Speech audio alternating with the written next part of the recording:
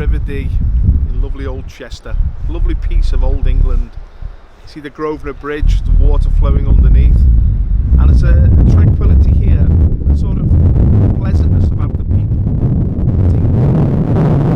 For centuries, we've learned social graces, we've learned peace with each other, because we know we live under the law. We know we live in an equitable society where everyone gets equal justice.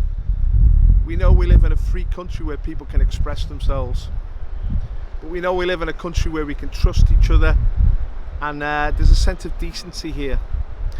But the past month in England, all that sort of sense of continuity has been shaken to the core. Because we've seen events with this Black Lives Matter in London and in other cities which have been extraordinary, really.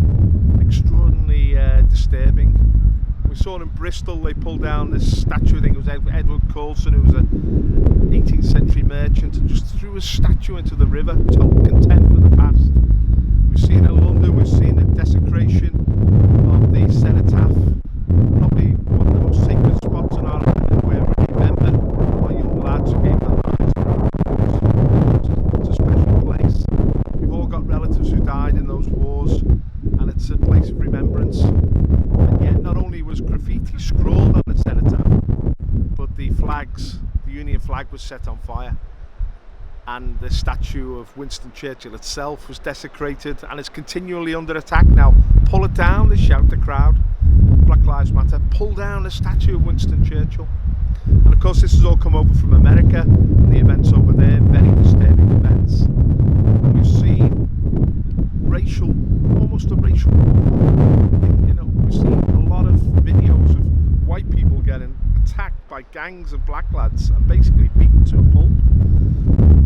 And their attackers don't seem to have any care about being caught or the damage they inflict. They seem to think that they've got a cause which enables them to carry out ferocious attacks on white people.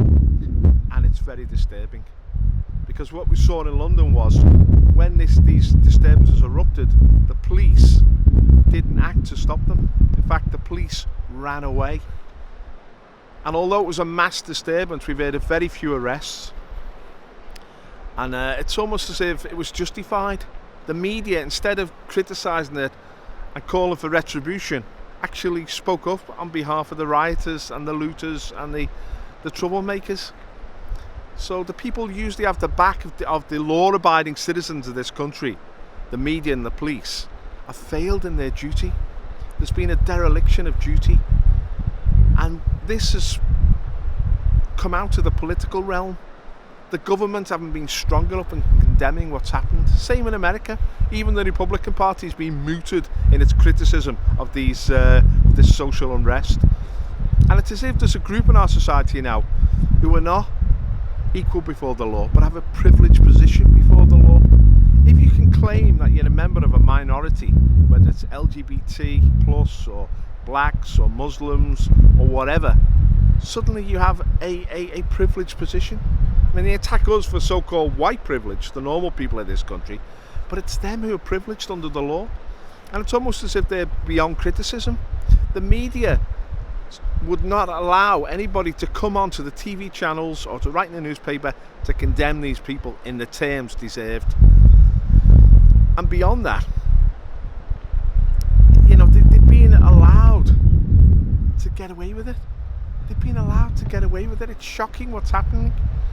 And it's frightened us, really. It's frightened us because we've been denied the ability to really explain how sort of angry we are about this situation. I mean, one of the tools we use is the social media. People can make, as we're making now, a film for YouTube, or they can go on Facebook, or they can go on Twitter and say what they feel about what's happening.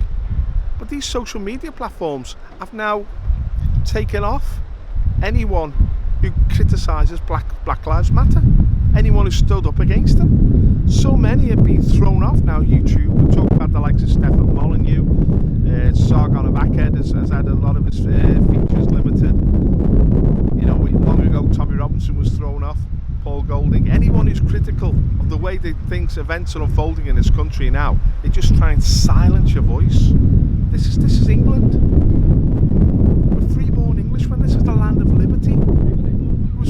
Christian context, we were given a heck of a lot of freedom in this country to air our disagreements and to discuss these issues, but that's been taken away. So it's like a pincer movement. On the one hand, we're losing our equality before the law because the minorities are being empowered, and on the other hand, we're losing our ability to express our discontent because free speech is being limited. And what it means at the end of the day is the ordinary people of this country are now almost defenceless. No one speaks up for us. The politicians won't. I mean, we've just elected a Conservative government with an 80-seat majority, thinking they were going to act like patriots. But the opposite is happening. The immigrants still come in on these dinghies across the channel, thousands of them, even though we were told by Boris Johnson before the election it would be stopped. It hasn't been stopped. He's just made this incredibly generous gesture to 3 million Chinese. Come to Britain, we give out our passports like confetti. We have the immigrants still pouring in during the COVID period, you know, and there's no change in the law. We see that this demographic transformation of our country is actually speeding up, and the Conservatives seem to have no inclination to slow it down or to reverse it that's what we desire. Because we want old England. We want to live in this idyllic nation that our parents and our grandparents lived in. I mean, not being romantic, we were privileged people. You know, we were privileged people in Britain. Cecil Rhodes, they want to pull down his statue. He said to be born English is to win first prize in the lottery of life. I mean, that's a great prize to be born in this country. Why are we throwing it away? The people don't want to throw away our privileges as English people. Privileges we have to work for, privileges we have to fight to protect. We want our politicians to fight on our behalf, but they won't. I mean, the Conservatives won't, and the Labour Party now is just the party of the minorities.